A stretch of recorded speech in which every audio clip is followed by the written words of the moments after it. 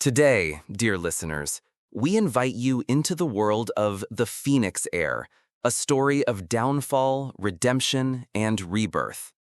Before we begin, please hit that subscribe button and prepare to be captivated by the journey of Audrey Carmichael, a woman whose pride casts a long shadow, and Ethan Reed, a man unjustly cast aside.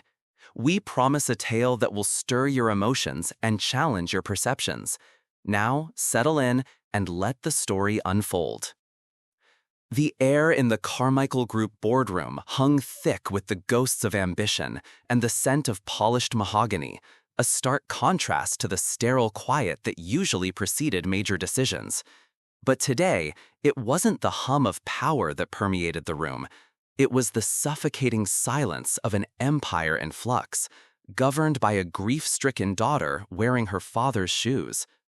Audrey Carmichael, a woman born of old money and sharper wit, surveyed the hushed faces around the gleaming oval table. Her tailored black suit, a stark visual representation of her new role, seemed to absorb the last vestiges of light, leaving her features in shadow. At 28, Audrey was a force of nature, a tempest barely contained by her designer clothing. Her father, the formidable Robert Carmichael, had often called her his wildfire, a compliment that now felt more like a prophecy of destruction. His sudden death, a heart attack that stole him in the quiet hours of dawn, had not softened her, it had hardened her, solidifying the granite beneath her skin. For years, she'd been the brilliant prodigy, the heir apparent, trained to wield the corporate scepter with an iron grip. But where Robert had possessed a strategic mind cloaked in benevolent wisdom, Audrey's genius was raw, unfiltered, and often cruelly blunt. She tapped a manicured nail on the glossy surface of the table, the sound echoing like a single drop of poison in a still pool. "Gentlemen," her voice, usually a silken hum, was now edged with a brittle frost. "My father may be gone, but the Carmichael Group is not in mourning. It's in transition. And transition, gentlemen, demands efficiency." Her gaze, sharp as broken glass, swept across the board members, lingering for a fraction too long on old Mr. Henderson, whose nervous cough was almost imperceptible. She had no patience for sentiment, not now, not ever. The company was a machine, and she was its new, ruthless engineer. The first unexpected jolt came just days later, not from a competitor, but from within her own walls. It was a ripple, a tremor that barely registered on the surface, but a critical one nonetheless. Ethan Reed, a name that tasted like ash on her tongue.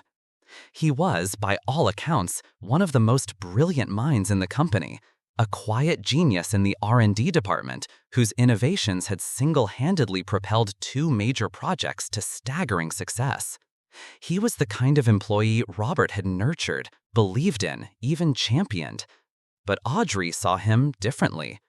To her, Ethan was a relic of the old guard, a symbol of her father's soft touch, a characteristic she vowed to purge. He stood before her desk, a man of quiet strength, his eyes the color of a stormy sea, holding a calm that infuriated her. He wasn't pleading, not even arguing, just waiting. "Mr. Reed," she began, her voice devoid of warmth, "your services are no longer required at Carmichael Group." Ethan's brow furrowed, a slight tilt of his head. "May I inquire as to the reason, Miss Carmichael? My performance reviews have consistently been exemplary. I've just finalized the quantum encryption prototype." "Your performance reviews," she cut him off, a dismissive flick of her wrist, "are irrelevant. The company is moving in a new direction, a leaner direction, and your methods do not align with my vision." It was a lie, a flimsy veil over her true motive, a need to assert absolute, unquestioned authority. She wanted to shatter the notion that anyone was indispensable, especially those who had thrived under her father's protective wing. A flicker of something, not anger, but a profound disappointment, crossed Ethan's face. It was as if he was watching a magnificent painting being defiled, not realizing he was the canvas.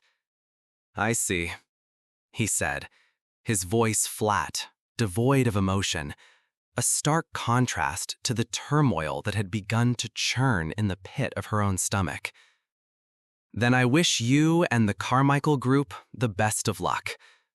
He turned, his shoulders squared, and walked out, leaving behind a silence far heavier than the one in the boardroom. Audrey watched him go, a strange mix of triumph and an unsettling hollowness settling within her. She had expected relief, perhaps even a surge of power. Instead, there was a prickle of something akin to unease, a discordant note in the symphony of her calculated ascent. The dismissal, an impulsive act of power, had sent tremors through the company.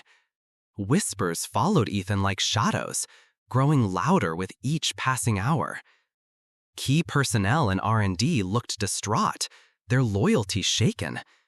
The air, once thick with ambition, now felt heavy with uncertainty, a foreboding quiet before a storm. Later that week, as she sat alone in her father's sprawling office, the city lights twinkling like fallen stars outside her panoramic window, a cold dread began to creep in. She picked up a framed photo of her father, his eyes, so much like hers, crinkling at the corners in a genuine smile. He had built this empire with foresight and a quiet respect for his people. She, on the other hand, was dismantling it, brick by painful brick, fueled by a grief she refused to acknowledge, and a hunger for control that bordered on the insatiable. The dismissal of Ethan Reed wasn't just a corporate decision. It was a defiant roar, a declaration of war against the legacy she was supposed to uphold.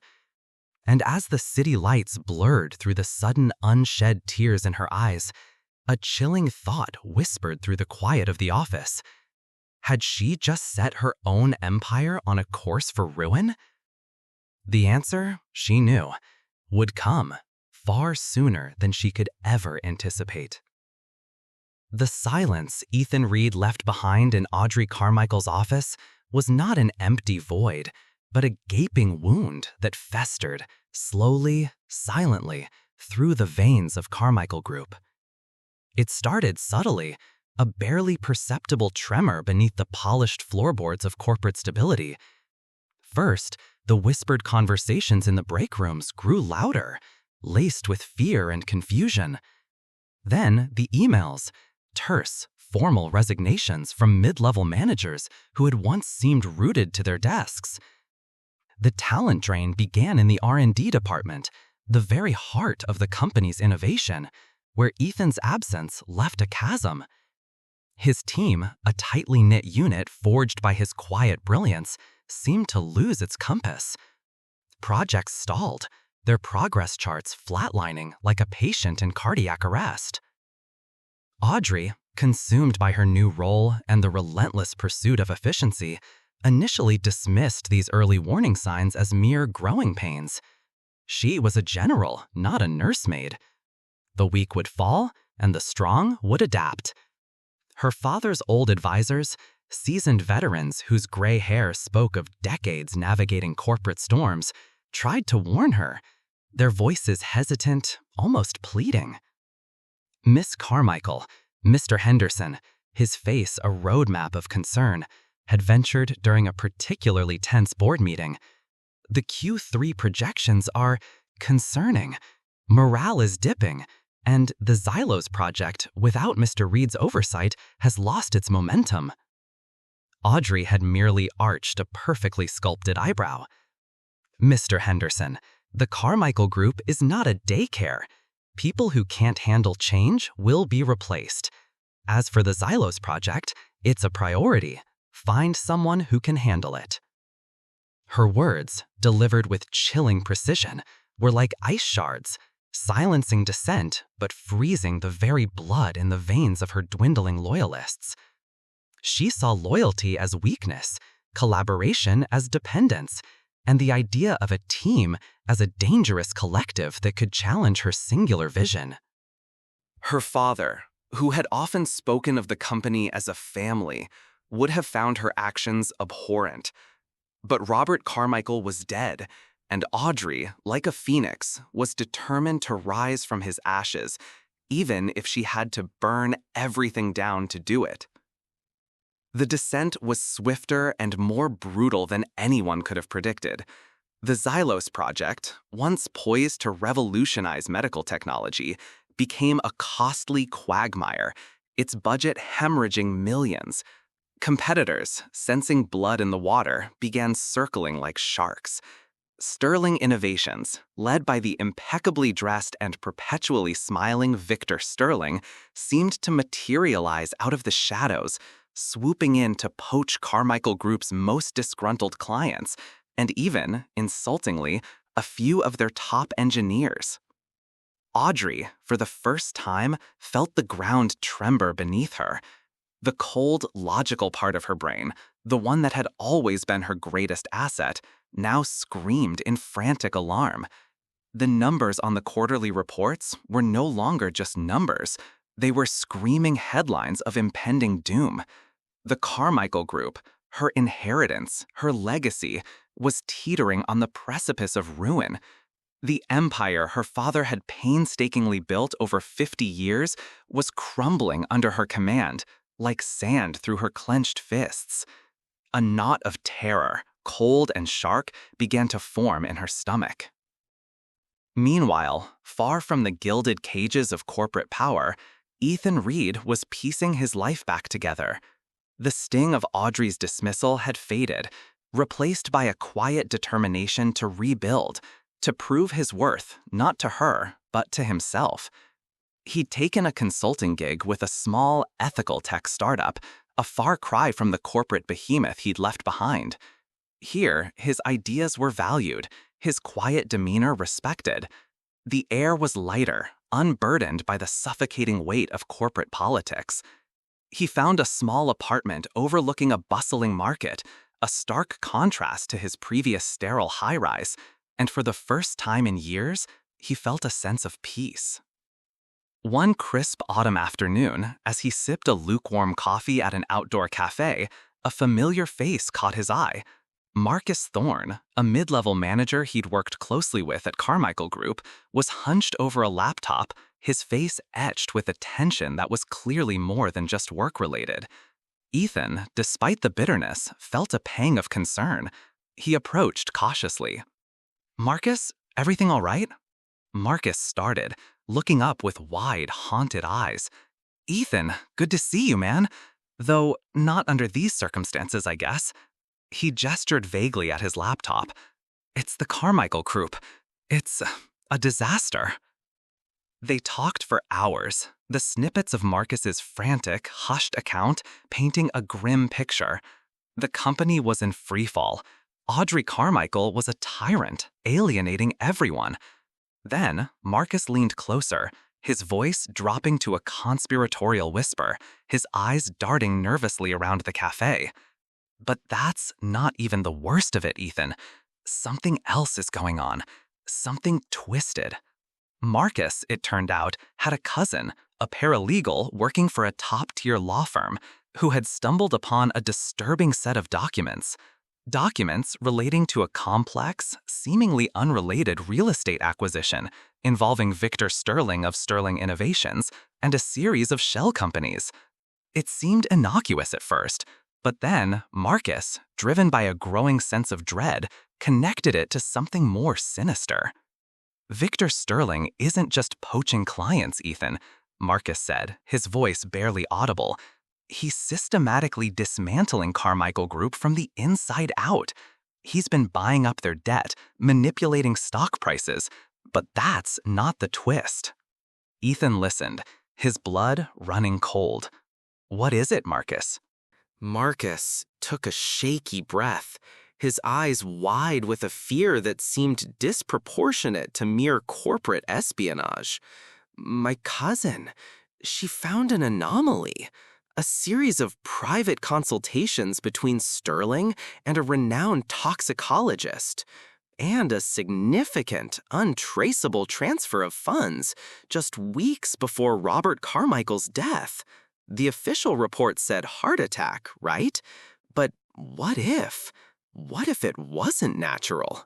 Ethan's mind reeled. Robert Carmichael? A natural heart attack? The thought had never truly settled with him. Robert had been robust, meticulously healthy. And now, the pieces clicked into place, forming a horrifying mosaic. Victor Sterling, the shark, circling closer, not just for the company, but for its very lifeblood. The revelation hit Ethan with the force of a physical blow. A cold dread seeped into his bones.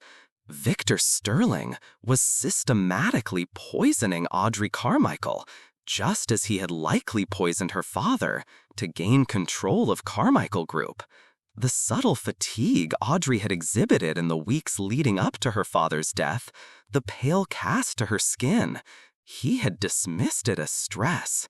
Now, it replayed in his mind, a terrifying premonition. His first instinct was a primal, satisfying surge of bitter justice.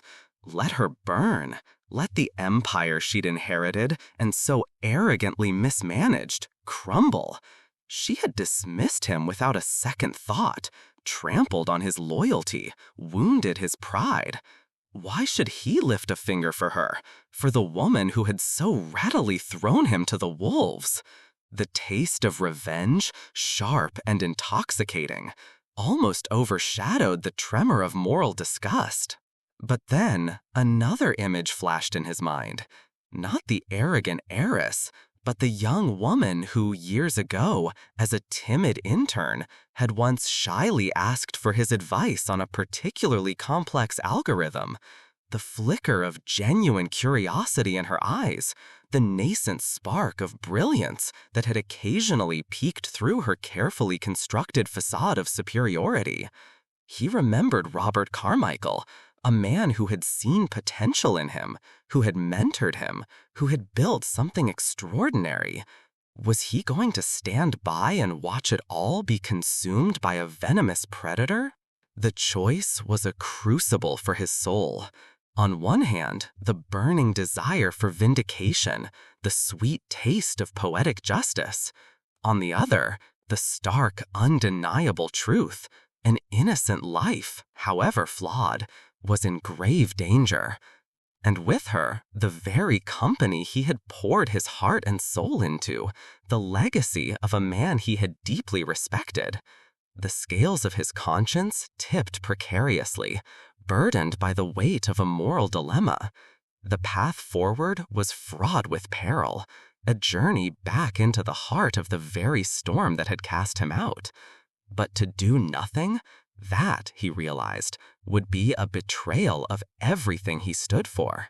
The fight wasn't just about Audrey anymore. It was about the Carmichael Group, about justice, about stopping a true villain. The stage was set, not just for a corporate battle, but for a deadly game of chess, with human lives as the pawns. And Ethan Reed, the discarded piece, was about to make his move. The revelation of Victor Sterling's sinister plot coiled around Ethan's mind like a venomous snake, tightening with each passing moment. He left Marcus at the cafe, the urban hum of the city fading into a distant drone as his thoughts spun into a vortex. The crisp autumn air offered no solace, only a chilling reminder of the cold calculation at play. He walked for hours, aimlessly at first, then with a growing urgency that propelled him towards a singular, agonizing decision. Revenge, like a siren song, initially called to him. The echoes of Audrey's contempt, her dismissive flick of the wrist, the quiet humiliation of being cast out after years of unwavering dedication, they were wounds that had never fully healed. He recalled sleepless nights spent poring over complex algorithms, The silent sacrifices made for Carmichael Group, only to be deemed irrelevant. The image of her arrogant face, framed by the cold professionalism of her office, was a constant, searing pain. He could almost taste the sweet satisfaction of standing by, watching her empire crumble, watching her fall. It would be a cruel but fitting irony, a mirror reflecting her own ruthlessness. But the taste of that potential victory turned to ash on his tongue as another image surfaced, not the imperious heiress, but the pale, almost ethereal Audrey he'd seen in the weeks before her father's death. The subtle tremor in her hands when she'd gripped a coffee cup, the faint shadows beneath her eyes, which he'd casually dismissed as stress. Now, these details were amplified, imbued with a terrifying new meaning. A toxicologist, a secret transfer of funds, the calculated dismantling of the Carmichael Group. It painted a picture of a predator, patient and lethal. And Audrey, for all her sharp edges, was merely prey.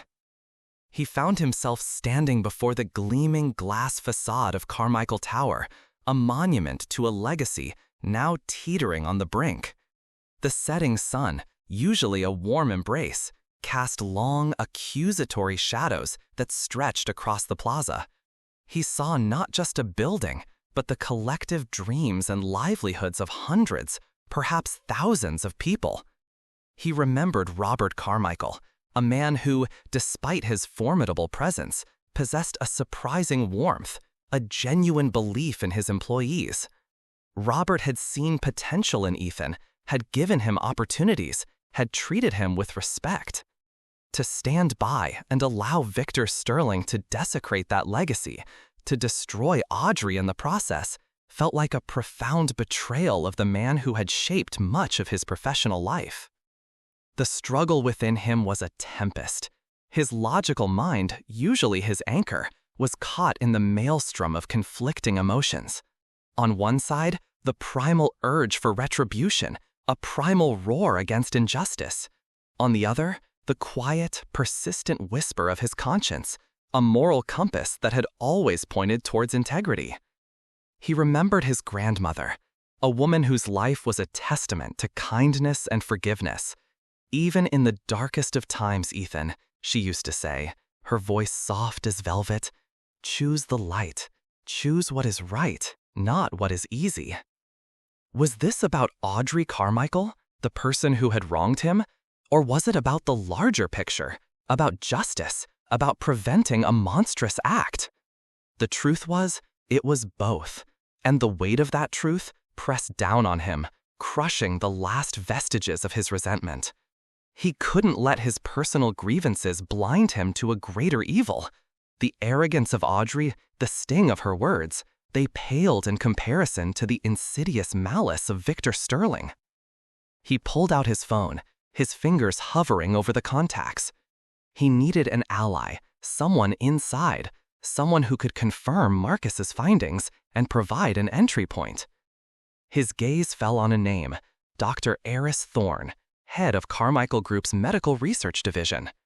Dr. Thorne was brilliant, eccentric, and fiercely loyal to Robert Carmichael's vision. More importantly, he was meticulously observant and had a deep, almost paternalistic concern for Audrey's well-being. Ethan remembered seeing Dr. Thorne often in Robert Carmichael's office, their conversations usually hushed, confidential. If anyone could confirm Audrey's declining health, it would be him. He debated his approach. A direct confrontation? Too risky. A subtle inquiry? Not enough urgency. He settled on a carefully crafted email, devoid of accusations, but laden with coded concerns about Audrey's health and a subtle reference to unforeseen external factors impacting corporate stability. He sent it, then waited, the minutes stretching into an eternity. The reply came hours later, a single, cryptic sentence. Meet me at the old Carmichael estate, the observatory, midnight, alone. Ethan's heart hammered against his ribs. The observatory, Robert Carmichael's private sanctuary, a place where he often retreated to gaze at the stars and ponder the universe. It was a place of secrets, a place where Robert sought clarity. Dr. Thorne's choice of location was deliberate, a silent acknowledgement of the gravity of the situation. It also indicated a profound distrust of the company premises. He arrived precisely at midnight, the ancient gates of the Carmichael estate groaning open to admit him. The air here was different, heavier, scented with old money and a sense of decay that seemed to permeate the very stones. The observatory, a grand domed structure nestled among ancient oak trees, was shrouded in darkness, save for a sliver of moonlight glinting off its copper roof. Dr. Thorne was already there, a skeletal figure silhouetted against the colossal telescope. His face, usually a mask of detached intellect, was etched with a profound weariness. "Ethan," he greeted, his voice raspy, "I knew you were the only one who might listen." The doctor, his voice a low, urgent murmur, confirmed Ethan's darkest fears. He had been quietly monitoring Audrey's health, noticing subtle, inexplicable neurological symptoms, tremors, periods of disorientation, extreme fatigue. He suspected a slow-acting poison, a substance designed to mimic natural ailments, to gradually erode her capabilities and ultimately her life. He had collected samples, run tests in secret, but had been hesitant to raise the alarm directly to Audrey, fearing she would dismiss him as a panicked old man, or worse, that the information would somehow leak to the very person orchestrating her demise. "Victor Sterling," Dr. Thorne whispered, his voice laced with venom. He was a regular visitor to Robert's office in the weeks before his death. Robert always seemed off after their meetings. And now, Audrey. He trailed off, the implication hanging heavy in the air. "I'm convinced he's targeting her. He wants the company, and he wants her out of the way, permanently." The air in the observatory grew cold, thick with the weight of the monstrous truth. Ethan's earlier flicker of vengeful satisfaction was extinguished, replaced by a cold fury. This wasn't about personal slights anymore. This was a battle for a life, for a legacy, against a true villain. He looked at Dr. Thorne, whose tired eyes held a desperate plea. "What do you propose, Doctor?" "You, Ethan," Dr. Thorne said, his voice firm despite its tremor. "You're the only one outside of his immediate circle who might stand a chance. You know the company inside and out. You're intelligent. And crucially, you're not within his immediate line of fire yet. Audrey, she needs you. Even if she doesn't know it. Even if she'd rather die than admit it." The irony was a bitter pill. Audrey Carmichael, the one who had summarily dismissed him, was now clinging to the precipice. And he, the discarded, was her only lifeline. The decision crystallized in that moment, sharp and unyielding. His return wouldn't be a surrender, nor an act of forgiveness in the traditional sense. It would be a calculated invasion, a strategic maneuver to save a company, a life, and perhaps to finally bring justice to a man he respected. The next morning, as the first rays of dawn painted the sky in hues of rose and gold, Ethan stood before the imposing glass doors of Carmichael Tower once more. The air felt charged, a premonition of the storm to come. He wasn't returning for revenge. He was returning for war. He knew Audrey would resist, her pride a formidable fortress, but the stakes were too high. The Phoenix, once a symbol of her family's enduring power, was on the verge of being consumed by a hidden fire, and Ethan Reed, once cast into the ashes, was about to become the unlikely hand that would help it rise. The intricate dance of corporate espionage and a hidden battle for survival was about to begin, and the first steps, Ethan knew, would be the hardest.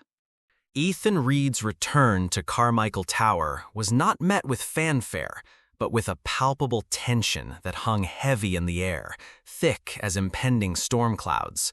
News of his re-entry had spread like wildfire, a silent current of speculation running through the hushed offices. Employees, their faces etched with a mixture of fear and faint hope, watched him with a wary curiosity. He was the ghost of their company's past, now a bewildering figure in its turbulent present. His first confrontation with Audrey Carmichael was, as expected, a clash of titans. She stood in her office, a fortress of glass and steel, her posture stiff, her gaze a challenge. The exhaustion that Dr. Thorne had described was visible now, a translucent veil over her once vibrant skin, but her pride remained a stubborn shield.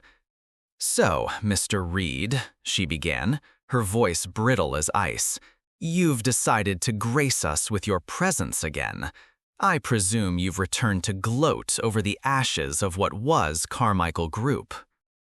Ethan met her gaze, his own eyes holding a quiet intensity that was both unwavering and devoid of malice. "I returned, Miss Carmichael, because this company, your father's legacy, is being systematically destroyed, and you, it seems, are next on the list." Her jaw tightened. "Don't be absurd. I am in control here." "Are you?" Ethan countered, stepping closer, his voice dropping to a low, urgent tone. "Have you noticed the tremors, the disorientation, the sudden, inexplicable fatigue? Dr. Thorne has, and he believes, as do I, that you're being poisoned, slowly, systematically." Audrey's face paled, the last vestiges of her defiance flickering. The accusation was monstrous, unthinkable. Yet the symptoms he described, the vague malaise that had clung to her like a shroud for weeks, resonated with a chilling accuracy. Who would dare?" she whispered, her voice barely a breath. "Victor Sterling," Ethan stated, the name a harsh rasp in the quiet room. "He wants Carmichael Group, and he's willing to remove any obstacle, living or dead." The truth, raw and brutal, hit Audrey like a physical blow. Her mind, usually a fortress of logic, reeled. The arrogant, untouchable heiress was suddenly a vulnerable target, a pawn in a game far deadlier than any corporate takeover. The realization that she had been so blind, so caught up in her own ego, while her life and her father's legacy hung by a thread, was a bitter pill. Her eyes, wide and disbelieving, met Ethan's. For the first time, she saw not the dismissed employee, but a lifeline. "What do you propose?" she asked, the words forced past her dry throat, a faint tremor in her voice betraying her carefully constructed composure.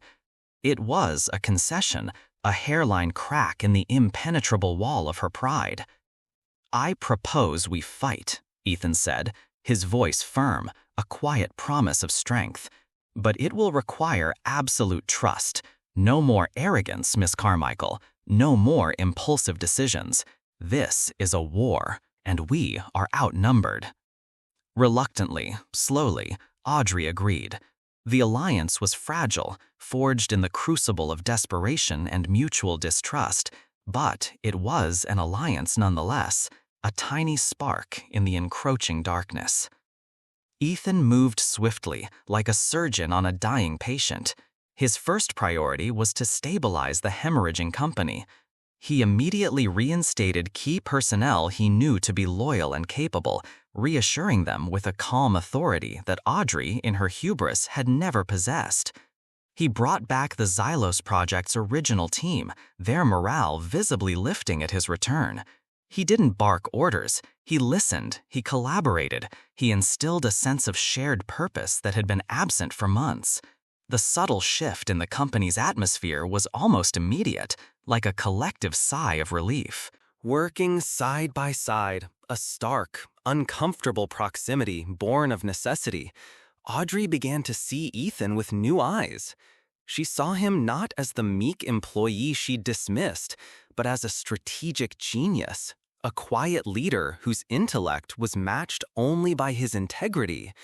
She witnessed his dedication, the long hours he poured into rescuing her crumbling empire, and the surprising patience he displayed when dealing with her often sharp retorts. His logic was irrefutable, his solutions elegant, and his calm demeanor a steady anchor in the storm. One late night, poring over budget spreadsheets in a deserted conference room, Audrey found herself confessing, a quiet, almost desperate whisper in the vast silence. My father, he always told me I had a good head for business, but he also said I needed to learn empathy, to see beyond the numbers. I thought it was a weakness. She looked at Ethan, her eyes haunted. I was wrong. I was so arrogant, so utterly blind. Ethan paused, his pen still. Your father knew you had potential, Audrey. He knew you could be great. Sometimes the hardest lessons are the ones we need to learn the most. He didn't offer false platitudes or condescending advice. He simply offered understanding, a silent acknowledgement of her vulnerability. This wasn't the man she'd thrown out. This was a man she was just beginning to know. Their investigation into Victor Sterling was a clandestine operation, a dangerous dance between corporate espionage and personal survival. Dr. Thorne, risking his own career, provided crucial medical data on Audrey, confirming the slow, insidious nature of the poison. Ethan, using his deep understanding of data analytics and his network of contacts, began to untangle Sterling's web of shell companies and suspicious financial transactions. The pieces began to fall into place, forming a chilling portrait of Victor Sterling. He wasn't just a ruthless competitor. He was a meticulous, patient sociopath. His modus operandi was clear: destabilize the target, subtly eliminate the leadership, and then sweep in to pick up the pieces. Robert Carmichael had been his first victim, and Audrey was meant to be the second. The climax came during a high-stakes board meeting, a dramatic spectacle orchestrated by Ethan. Victor Sterling, radiating an air of smug confidence, had formally proposed a hostile takeover, presenting a meticulously crafted bid that, on paper, seemed irrefutable.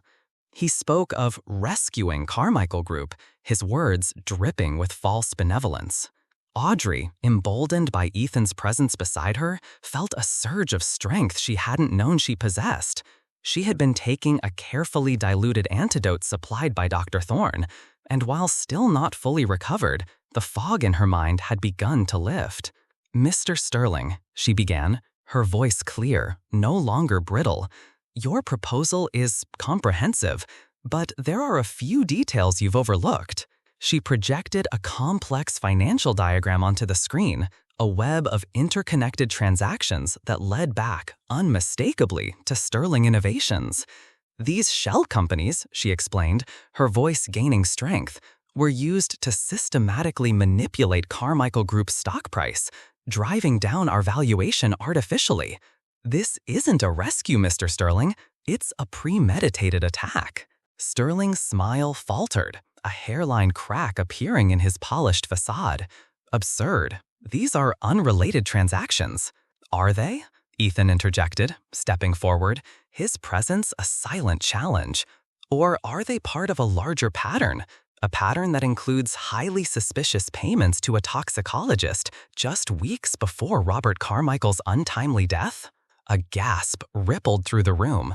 The air crackled with sudden, explosive tension. Sterling's face, usually so composed, contorted into a mask of pure fury. This is slander, baseless accusations. Baseless? Audrey challenged, her voice now a steel blade. Dr. Thorne, if you please. Dr. Thorne, his frail figure surprisingly formidable, stepped forward, holding a flash drive. I have here, gentlemen, irrefutable medical evidence. Blood samples, meticulously analyzed, showing the presence of a slow-acting neurotoxin in Ms. Carmichael's system, a toxin designed to mimic natural symptoms, to induce a gradual decline, to make it appear as if her current instability is due to her own failings. And I have cross-referenced these toxins with similar chemical signatures found in the autopsy report of Robert Carmichael, which I accessed through unorthodox means.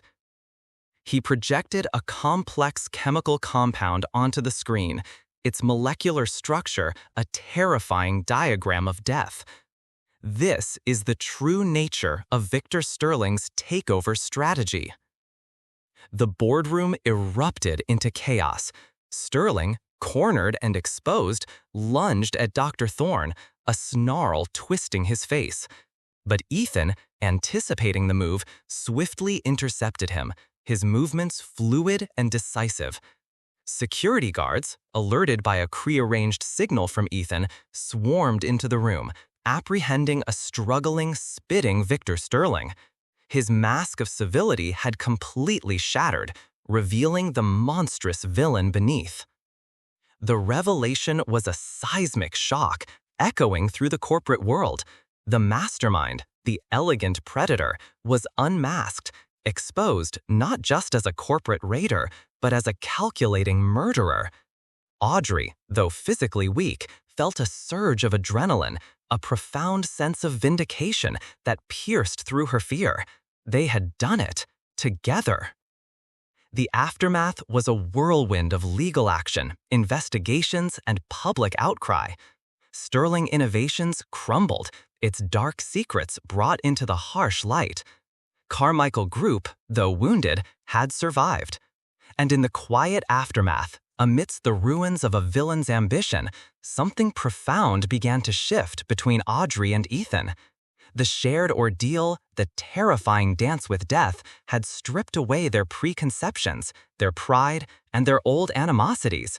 They had seen each other at their most vulnerable and at their most courageous. The arrogant heiress and the unjustly dismissed employee had become reluctant allies, then fierce partners, and now something more, something undefined but undeniably powerful. The Phoenix, it seemed, was not merely rising from the ashes, it was transforming, its old feathers shedding to reveal a new, stronger form. And so was Audrey Carmichael.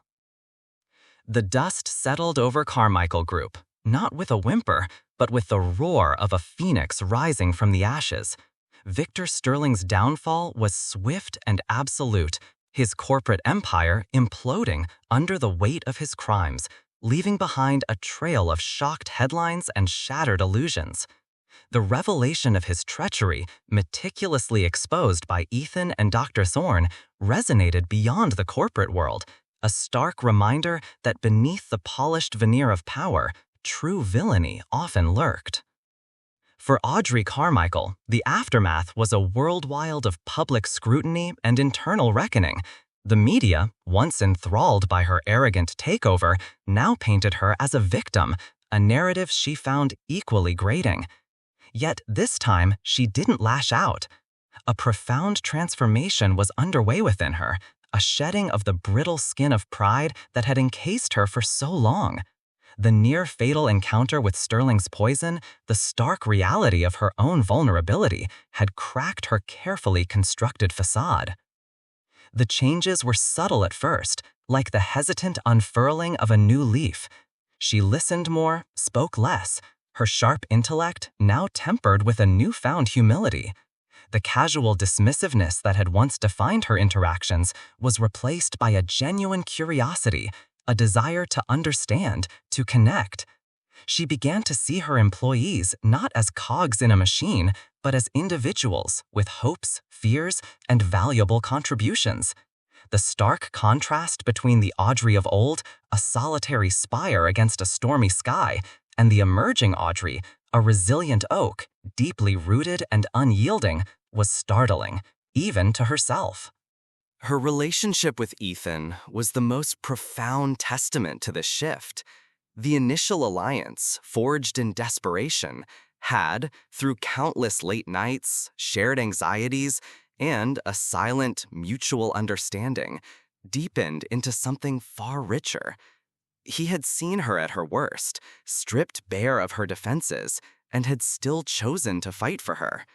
And she had witnessed his quiet strength, his unwavering integrity, the sheer force of his brilliance, unmarred by bitterness or self-interest. The professional respect they had built blossomed into a profound admiration, a silent language spoken in shared glances and unsupport.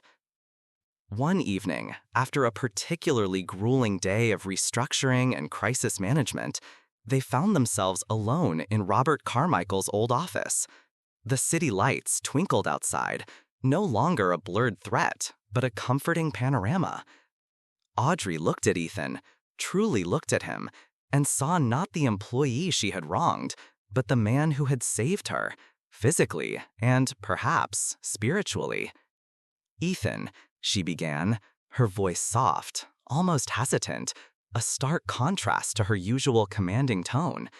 I owe you an apology, not just for the dismissal, but for everything. For my arrogance, my blindness. I treated you, and so many others, abominably. I was so consumed by grief and the need to prove myself, I became a monster." Her eyes, usually so fierce, were now pools of vulnerability. My father would be ashamed. Ethan walked to her side, his presence a comforting warmth. He didn't offer platitudes. Instead, he spoke from the heart, his voice a low, steady current. "Your father would be proud, Audrey, proud of the woman you are becoming, the courage you've shown, not just in fighting Sterling, but in looking inward. That takes far more strength than any corporate takeover." He paused, a faint, gentle smile touching his lips. "And for what it's worth, I forgive you, truly." His words were a balm, a cool compress on an old, festering wound. Tears, hot and unexpected, welled in Audrey's eyes. She hadn't realized how desperately she needed that forgiveness, that acceptance. In that moment, the last vestiges of her pride, her crippling self-doubt, crumbled away. The fortress around her heart, so long impenetrable, finally yielded. Under Ethan's guidance, Carmichael Group underwent a spectacular resurrection. He wasn't just fixing the broken pieces, he was rebuilding it, stronger and more ethically sound. The Xylos project, once abandoned, was revitalized, becoming a beacon of innovation and profitability. Ethan's leadership style was a refreshing contrast to Audrey's former tyranny, collaborative, visionary, and deeply empathetic. He established employee development programs, invested in sustainable practices, and fostered a culture of open communication. The company, once a cold, profit-driven machine, transformed into a thriving ecosystem where talent was nurtured and loyalty was valued. Audrey, no longer a dictator, became a true leader. She championed Ethan's initiatives, learning from his quiet wisdom. She held town hall meetings, genuinely listening to employee concerns, a stark contrast to her past dismissiveness. She even publicly apologized to those she had wronged, a televised address that stunned the corporate world and endeared her to the public. The media, often fickle, now hailed her as a reformed visionary, the Phoenix CEO. She had indeed risen, but not as the fiery, destructive force she once was, but as a being of grace and resilience. The transformation in their professional lives mirrored the deepening connection in their personal one. Late nights at the office, once filled with tense strategizing, began to stretch into shared dinners, then quiet conversations over steaming mugs of tea. They found solace in each other's company, a quiet understanding that transcended words. Ethan, who had always guarded his emotions, found himself drawn to Audrey's burgeoning vulnerability, her sharp wit now softened by a genuine warmth. And Audrey, who had always believed love was a weakness, found herself drawn to Ethan's quiet strength, his unwavering kindness, the bedrock of his character.